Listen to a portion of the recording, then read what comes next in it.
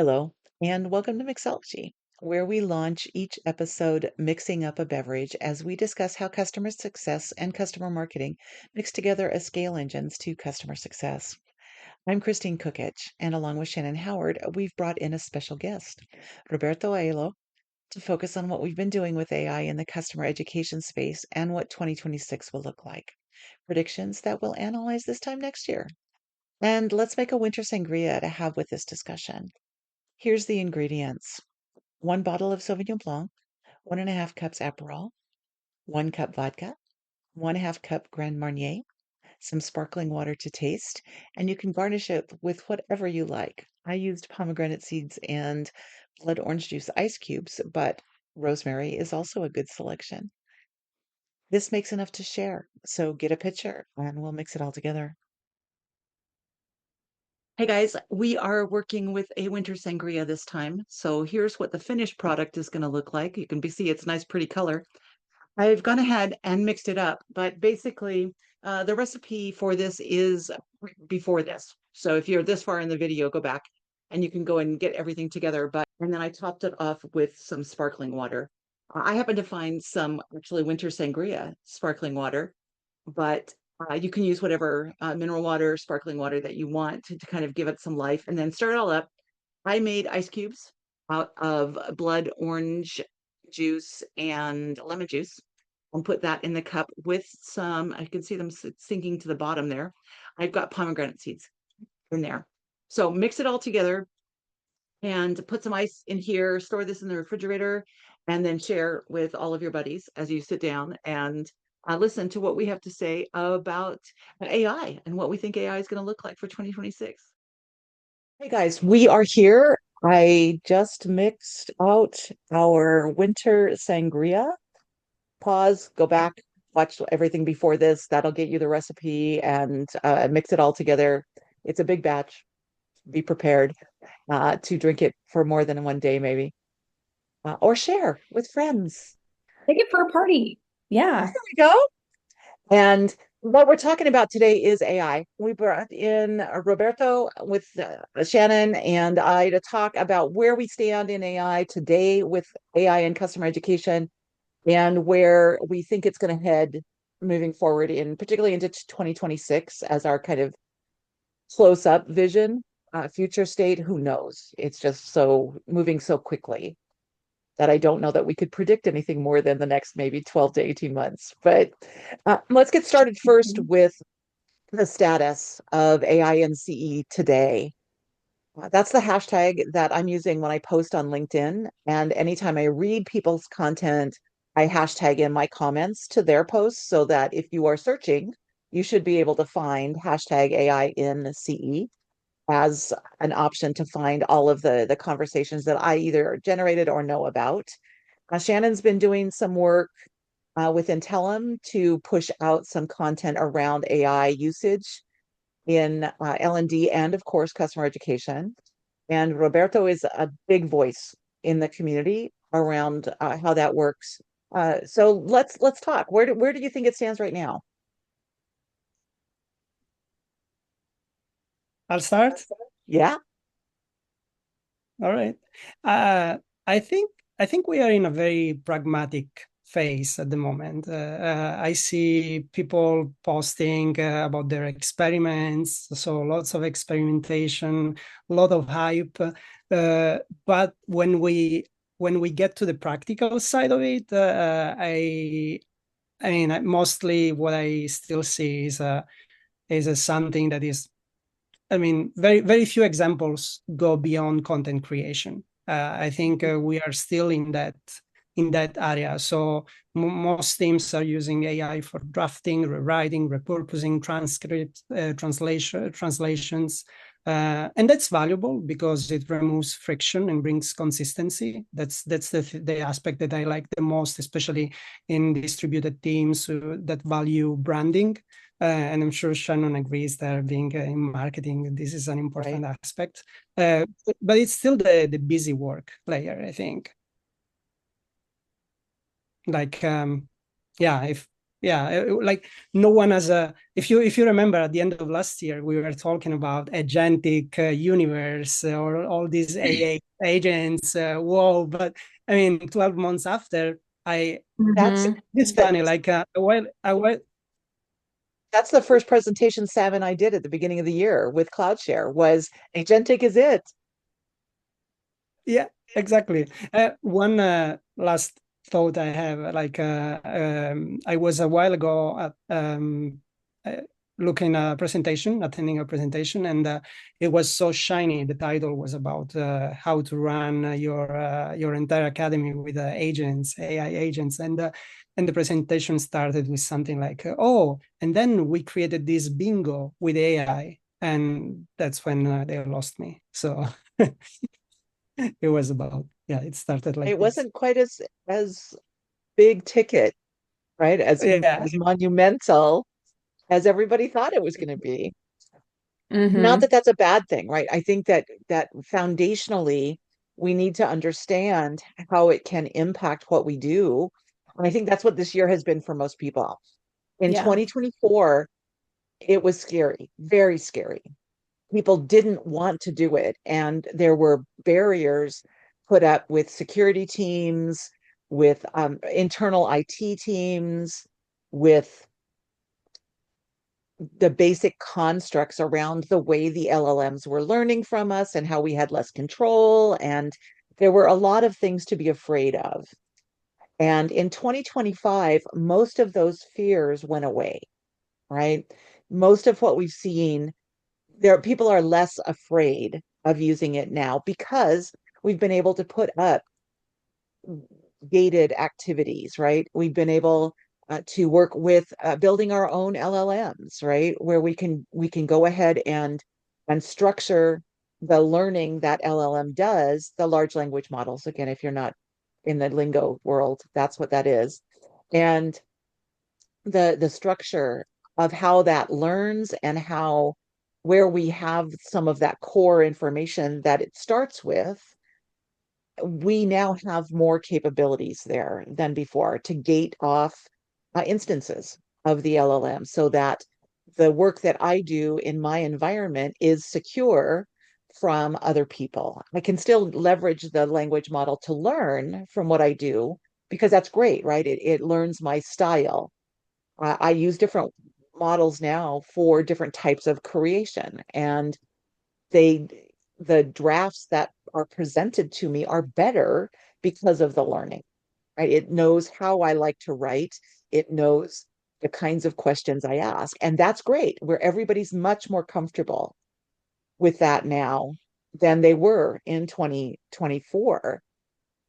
That is to say, though, you're right. We've not had any explosions of actual technology in the same way because this is so foundational still for most people, I think, right? We're still at Hmm. that stage where we want people to be comfortable enough to be able to vibe code, right? Or to be Yeah, able to work with agentic in some fashion, or to at least be able to understand what makes agentic different from a Zap Hmm. that we might create, right? Are they different or not? Most of what we see with agentic is really just automation taken to the that next level, right? And that for people is like, I'm not that person anyway. Even if agentic is supposed to make it easier, it's not easy enough for me because Hmm. I'm not a developer, I'm not a workflow builder. I wouldn't be somebody Hmm. using Workato or Zapier to create a workflow process. That's not who I am. I would either hire it out or I would have someone on my team that is that kind of person, right? And that's their job is to do that kind of thing. And so I think that's one of the reasons we didn't see it explode in the same ways because it's still not really easy enough for a lot, or Hmm. a Yeah. perception is that it's not easy enough, right? Yeah, I think this year the hype bubble like burst, right? Where we had all these hopes and expectations for what AI was going to do, and I don't think we've seen yet really transformational gains. We're largely using generative AI. we're using it for pretty point solution purposes, where you can, get some gains or efficiencies there. But I don't think we're seeing, to your point of even agentic AI, I've been thinking a lot about, we're in the world of education. It's like, how do you empower, enable, and equip people to feel comfortable or be successful? And so I've even been thinking, I feel like everybody I talk to is asked to do AI, like use AI, do AI, AIFI, everything. But it starts with like anything, like what's the goal? And like even do we even know what our workflow is and where there are opportunities for efficiency and where we might then implement AI and then figuring out, well, what is the right tool or resource to be able to get those gains? And it's the same process that we would have for implementing any kind of tool or technology. But for some reason, I feel like we've thought it was like point and click and like boom, magic. Right? Everything's working, and it's not that. And so that's even what I've been thinking about is like, how do we help people think about AI, think about where AI fits, then think about how to interact with AI, and then how to actually use the AI within technology, right? Because even like I've been thinking about even within like learning management systems, does it just work or is there also some stuff that you do around like tagging or topical organization that supports, right? So kind of like with anything, like for automation to work, data has to sync and data has to work. So you've got to get like integration of systems and you've got to have like good data so that the AI can kind of work with that. Um, so that's, yeah, that to say, I I had think, Sienna came yeah, we're back still in from those early days. XCon, right? Sienna came back Mhm. from X. We spent a lot of time talking about AI at Customer XCon. I'm And sure. Sienna built this great workflow and then came back and wanted to execute it. And her security team wouldn't give her the login credentials to be able to get into the tools that she needed to get at the data. They said Mm. no, Mm-hmm. because she wasn't the right person. And I'm thinking to myself, she needs the Who's the data. right person? Yeah. Exactly. What makes I'm her the sorry. Who wrong is, person? please point me If to the she right needs the person so I can data, get permission. give her the Yeah. data, Mm-hmm. and they don't want to give her the data or give her access to it. And it's like, no, no, all right. That's just crazy. Mm-hmm. But those are the But kinds this of is things I think we're seeing now, though, right? Yeah, that I think I'm preparing for a panel we're hosting next week, and this is one of the things that we were talking about is that what AI will finally force us to do is stop siloing everything, where data lives here and here and here and here and here, and none of these things talk to each other. Maybe these two do, and like this and like that, but they don't all talk to each other. And it's going to force us to get our ducks in a row, integration wise and systems wise, and yeah. I think it also Yeah, jumps over the whole data lake discussion, right? Because the data lake is also a gated community in a sense yeah. Hmm. that if you don't have access to the data lake, you can't get at all of the places that submit. And even then, they still gate off particular sets of data based on where they think you should live. And Hmm. where they think you should live is not always where you live, I feel so right? Yeah. It's like excluded. whenever I bring up on my computer, I do a zip code thing and it says, tell me where you are and location. It picks the wrong zip code for me Huh. consistently. Mm. And I Wild. have to type in my own, and it's I don't know, 8 blocks off from where the border is. So it doesn't know Mm. Interesting. actually where I am, but it thinks it knows where I am. And that Yeah. can be part of the discussion, right? Whenever we're trying to advance into places that people historically have thought we don't belong. Hmm. Mm. That's a very good point. I think that that will be a big challenge for traditional companies, but also for tech companies, because I mean, even though I keep hearing like as a principles in many companies like that not working in silos is their goal, like everyone should be connected and working across departments. That's not true. That's not the Mm. reality in many cases. Hmm. Like you said, Kristine, like I said, like sometimes it's like many people don't like, they feel like you are invading their territory Right. Mm. and they protective of their skills, of their knowledge. And in this context, like that's not helpful. It's not gonna If work anymore. it can be harmful, actually, Mhm. because we then make everybody wants data-driven decision making. But if you won't give me the data to make the right decisions, how can you blame me if my decisions are wrong? Mm-hmm. Yeah. It feels like maybe we're not dealing with a technical problem, but a human problem. Mm-hmm. Exactly. Exactly. And the rules that we always have about building partnerships within your organization are just as important in this conversation, right? It's you have to Mhm. build those people connections in order to get the data connections. Mm-hmm. And to your point, like then I prefer that we stay talking about how we use AI today. I prefer that we stay in this a little longer. If Mhm. agentic means that we are just going for the for the technology for the sake of it, like without Mm. any. Sure. I mean, don't need that for the sake of it. We need that if it improves something in our world. Ooh, yes. Oh, do we Right? need it? Music words, That's right? Music words. well, in a world where it Justification. just feels like throw some AI on it and like it'll get better. It's asking like, is this actually part of the solution? Like, is this a good use case for AI? And like, or is it a good use case today? And I think about like with any strategic decision you're making, is it the right like time even? Like, do we have our ducks in a row for this to even be successful? You know, because there are precursors for that to be successful. So I like that you're thinking about that, Roberto. I'm cool to hang out here a little bit longer because it gives us, I think maybe that's the thing, Kristine, you were talking about in 2024, there was a lot of like fear. I think there's still some like a significant amount of Apprehension. well-deserved apprehension because we all know AI hallucinates. I was just on a webinar with CloudShare, and Ito was saying that he had a conversation with AI and then asked it to do something better, and then it came back with better. And he was like, "Why did you give me mediocre? Like, why was better not the like the initial Right? Not the output?" base, right? Why was that not those Right? table stakes? Yeah, so I think there's like reasonable apprehension, but it also gives us some time to learn because I think maybe part of the fear was too that it's going to come on us and we're not, most of us are doing so much, right? Like our if you work in tech in 2025, you have a lot of work on your plate.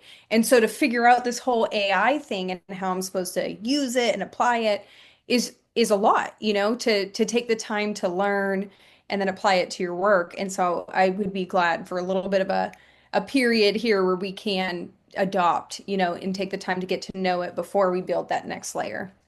I agree. I agree. Uh, I see less and less posts of the type like, will AI steal your job? And I think that's good because it means people are, getting into the Assimilating, reality of what right? AI. Mhm. But I definitely agree that it's okay to delay a bit and slow down so that we can actually be more intentional and thoughtful about what we are doing with it. Well, and I think too, what we're starting to see is this is a tool. Before it was magic, and now it's just another tool. So all the things you were saying, Shannon, right, are true. It's just another tool. And what we're really focused on then is what do we want to do in terms of the standard tools? If we were going to ask for a new toy to spend money on a new set of technology, we would have rigor. We would have a reason to buy it. And the same is true here, Mhm. right? We should be doing the same thing when we're talking about using AI. We want to make sure it's the right solution for the problem we're trying to solve. So that I think is the challenge that we're now facing, given the mandate to AIify, Shannon's word, AIify everything, right? I think that's the challenge that we face. So that said, knowing that we've all been playing around in a variety of toys, favorites. What's your favorite tool or tools? I will admit that I have more than one. Yeah, yeah. I mean, there are so many now. Um, I have two favorites so far, and those are still ChatGPT and Perplexity. ChatGPT for ideation, drafting, writing, brainstorming. but I think I still love Perplexity. I think it's unbeatable for research because it actually links to real sources. Like when I ask sometimes ChatGPT comes with fake links. You Yeah. ask, and then half of them don't exist. So it's amazing. You And know, I so discovered that if I leverage ChatGPT and then I give the links to Claude, Claude will tell me whether or not the links are real or not. oh really? Oh cool. Yeah.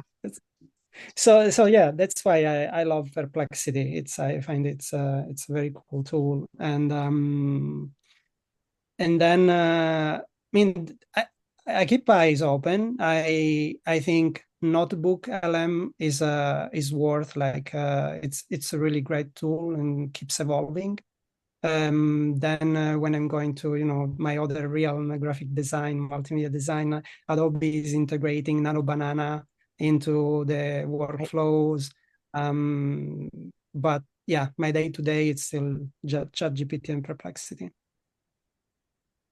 Shannon, favorites? Yeah, I don't know. I mean, I use ChatGPT a lot. So I'm glad, Roberto, you said that too, because I was like, am I still like beginner stages? And we use Cluso, and I have been impressed. Like that was, I think I've said that before, just being on the call and Neil doing something in real time like that to me, I call it show ready. Is something show ready, and if you can do it in real time and walk me through, and I can see exactly what's happening, and it's not a Figma flow, and we're clicking through the screens of what Right. could be, then like I'm very pleased. Because I just need things. I'm at a place where I'm like, I just need things to work, right? I'm definitely not early adopter type. I don't have time to like screw around and provide feedback. I just want it to work. So, yeah, that's where Yeah, I'm at. Yeah, I'm doing ChatGPT, and I've been from the beginning, I've been using like the free versions of some of the most common generative AI tools, right? So Mhm. Copilot, ChatGPT, Claude, Pi AI, and then Gemini, right? Mhm. And in all of those, in the time frame that I've been doing this, which is, I think we were talking before we started recording, that I've been doing this a long time, from the very, very beginning of AI. So Kristine I was the started, early adopter. my question started 7 years ago when we started really thinking about leveraging AI. And those five have been relatively consistent across the board. Perplexity didn't come in until later, so I haven't added it into my baseline yet because it wasn't at the very beginning, right? But what I have discovered is that originally Copilot was horrendous. Worst, Mm. absolutely the worst. Much better now. It has learned. I use it for mixology, so Mhm. it generates content with a mixology theme. It takes the content and dresses it up in the way of mixing drinks and socializing with people and all of the things we try to do with the episodes, right? Is just be I think Roberto, you said it. It's just we're just friends talking. That's all this is. And so that it's gotten very good at that. ChatGPT has also gotten much better, particularly because it has expanded into graphic design and all of the other aspects to work with. I have Claude is also becoming a very, very solid contender in just the structure of what we do. My personal preferences, I used to say Claude was the best. It's not anymore. I'm really a ChatGPT and Copilot person for the most part, given that I love the guys at Clouseau. I recommend their tool on the regular. I don't use it personally, but I do recommend it as an option. The assessment components that Learn Experts put out a few weeks ago, really, really very well done. That's awesome. The idea of being able to do the work, and not to say that all of the assessment vendors are not also leveraging AI Mhm. in a very positive way. the work that they did based on the content, right? The challenge that we've Yeah. always seen in assessments and certification exams and that kind of thing is the breakdown, right? I build my content in one place. I then have to assess and test in a different place.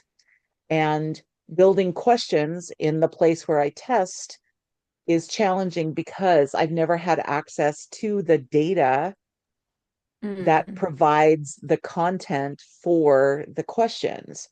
And Mhm. it's always been very hard because those systems tend not to integrate, right? To Shannon's point. And what I'm seeing now with the Learn Experts is I'm building the content in the same place that I'm building the questions. Mm-hmm. And that means So it my hits that questions are going context. right, Yeah. exactly.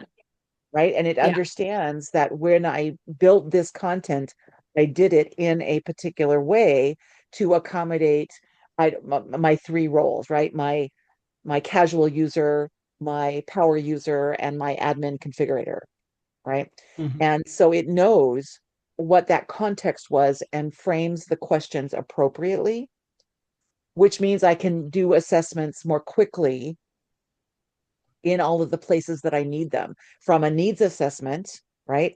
How much do you already know so I can give you the right content that you really need and not a whole bunch of nonsense?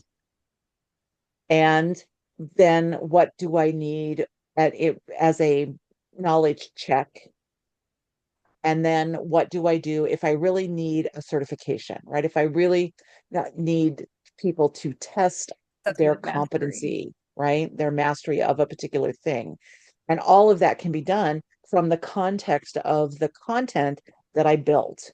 And I think that is a very powerful concept back to what we were talking about. It's not just generative AI, right? It's not just me building a prompt.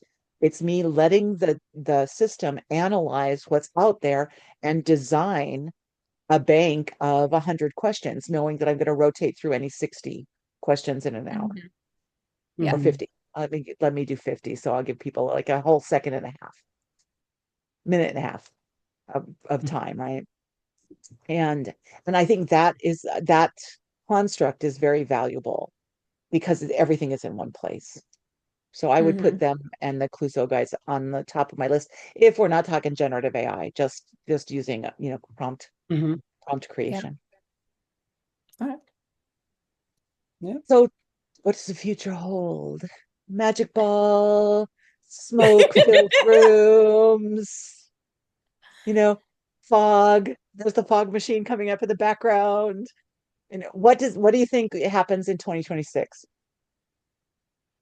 Go. Go first. Yep. Okay. I have 4 topics here, and then we can dig into any if you want. And it's based mostly also what we are seeing these days.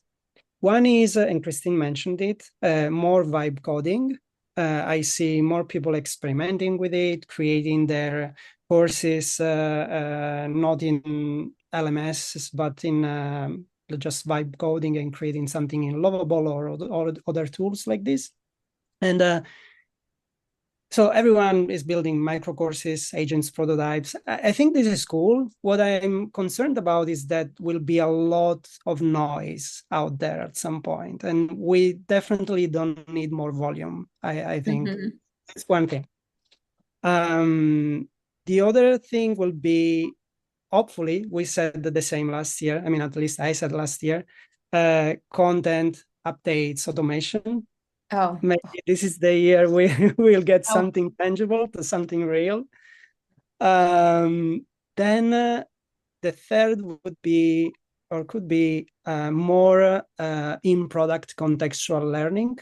So like more AI, more learning where people actually work. And then the other thing is something interesting that is coming up these days for me. It's more thinking of as products become more conversational. Like today in our Slack channel, I posted about Personio. We have this new AI overview for reports. So as the product become more like that, do we still need to train on product? or we will focus more on foundational learning, which I find more exciting, or teach people how to make the right decision, how to better have how to have a better conversation with AI. Yeah, I mean, and then also like micro learning, but as a form in app, like nudges, performance support. I find all that very exciting. Yeah, Yeah. That's what I'm going to I do. was reading your thread this morning and I haven't had a chance to respond, but I had written down notes of what I was Like, going oh to my God. say when I respond. And Passion and project one of for them was 2026 for me is I'm going to build a learning assistant. I'm going to build an okay. AI learning assistant, and I'm going to bring everybody with me. I've been doing I mostly love just it. posts about stuff, but next year my biweeklies on AI and CE are going to be, let's build the training Sherpa. that's cool. Yeah. So let's see what happens. Yeah. Build in public. I'm a fan. Um, Roberto, I think what I was thinking on your thread around, if AI is doing some of the thing for you, right? Can you help me to blah? And it's doing some of that for you. Then I think then we get closer to what I think we would all agree is like real customer education, which is not just product training, but it's like how does the product fit into your workflow and your context and teaching people more like how do you interact with this or how do you do your job better, and then now we've just made like AI is just making parts of using the product easier, faster. But there's still that need for, step up content around like where does it fit in? And I think then maybe we'll finally, I agree with you. I think that's to me always a more interesting, like I can show you how to click a few buttons. That's cool. I mean, that's helpful. But I would rather talk to you about, right? Like we could talk about reporting, right? And I think there's a future 2026 will be the year that you can just, because I've seen this in even Google Analytics, is you can ask questions now of the data. I don't totally love that outcome. I don't think it's totally there yet, but maybe 2026 is the year that we can just query our own data within the product. We don't have to do all this download and analysis and building dashboards and reports. We can just ask questions. But then how do you know what's even worth looking at, right? Like in order to like tell a data story, we first need to know what data is worth telling a story about. How do we tell a And what story? story do we want to tell? Yeah, and Right? Yeah, how do because you the present that narrative, to your leadership? Yeah. exactly. Because we still have issues around deciding what the story is. Data can tell whatever story I want. To be honest, I can manipulate data up one side Hmm. and down the other. I don't, I can make it tell my story. I just need to have Yes. the Of course. clear story to tell. And that is still the hard part. How do I look at the data and say, basically, for 2026, my goals were 1, 2, 3. Hmm. And as we get to June, I have 6 months worth of data.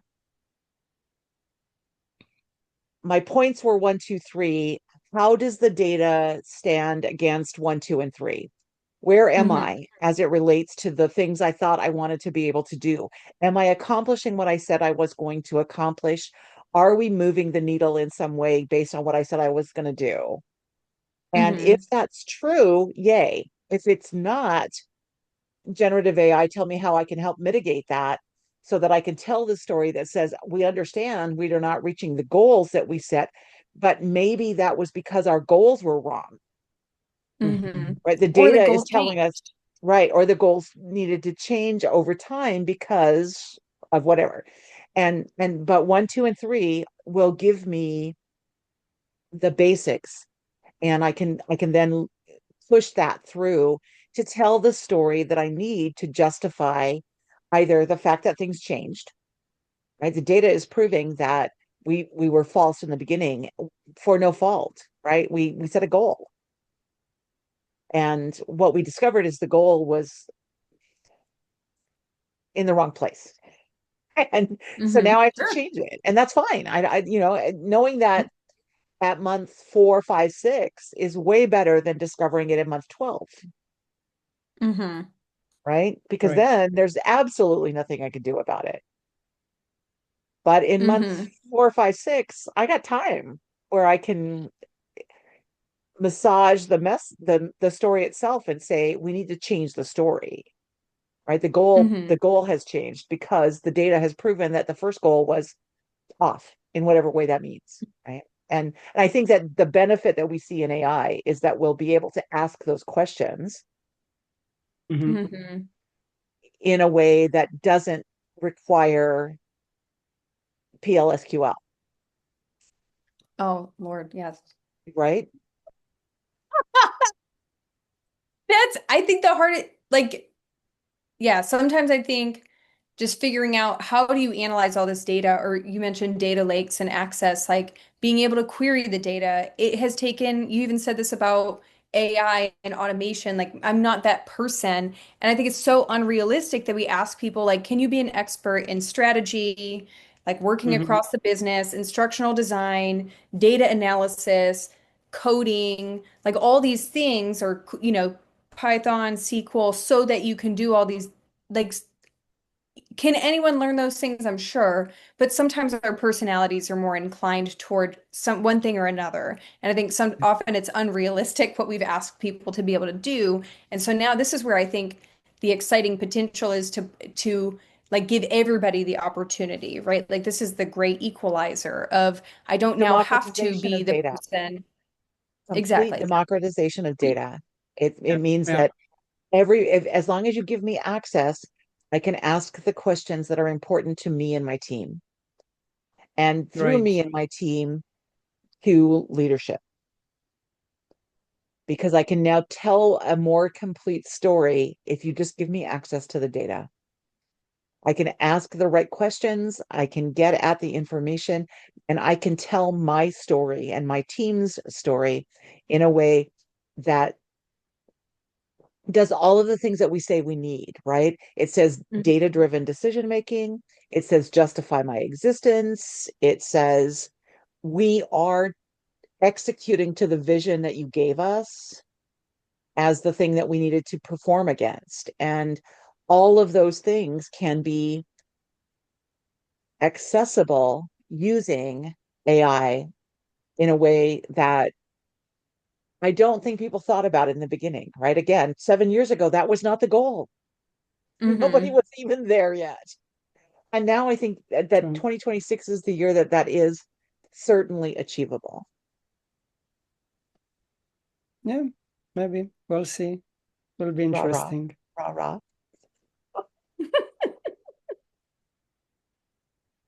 Yeah. So maybe next year is a little bit of this smoothing out. We have some time to catch up on the curve on the generative side. And then there's like these elements of, or like content creation side, elements of maybe improvements in how things around reporting, analytics, um, like learning assistant, tutor type environments. I'll be interested in how many people end up vibe coding things. I see it a lot, but then I'm also like, I live in the echo chamber, so Yeah. Right? Yeah. I'm noticing there's probably half a dozen, maybe 10 people who are like serious about it, all in working on this construct of vibe coding. But I also think that it speaks to headless, right? Oh yeah. Yeah. Definitely Right. better I mean, distribution. it Like just, let's bring the. if we're really going to put learning where it belongs, we can't always be in the LMS. Yeah. And the frictionless learning environment means we have to be able to present it where it's needed without having to, and however we make that frictionless, yay. Vibe coding is going to be right for some people and not for others. But the structure that we have with it is such that we have to be able to present a frictionless learning opportunity, and to do however we do that. And I do think that AI is going to play a huge role in how that all plays out. I agree. Yeah, it could be it. So 2025 was the year of assimilation. Let's make it the norm in such a way that now everybody says AIify. We've got ChatGPT as a clear winner by all three participants. and Cluso. We'll give them the nod as well. Neil, this is for you. And then if the future is more time, more just let's get comfortable in where we are so that we can leverage the reporting tools. I think that all of us are really looking forward to the ability to be able to democratize the data, to get at that point where we can tell the story that we need to tell with much less friction on our side and not having a BI analyst in your back pocket. Right? Mm-hmm. Which is not a bad Mm-hmm. thing. Again, I'm still going to say I would love to have that kind of person on my team, but most of us are not lucky enough to do that. But I mean, I had asked about that. The majority of teams just don't have one. Some companies don't have a BI person at all. And Right. then if you do, not likely that education is getting some of that person's time. And so I think this is the necessary step forward. Exactly. So, Yeah. So that's where we stand.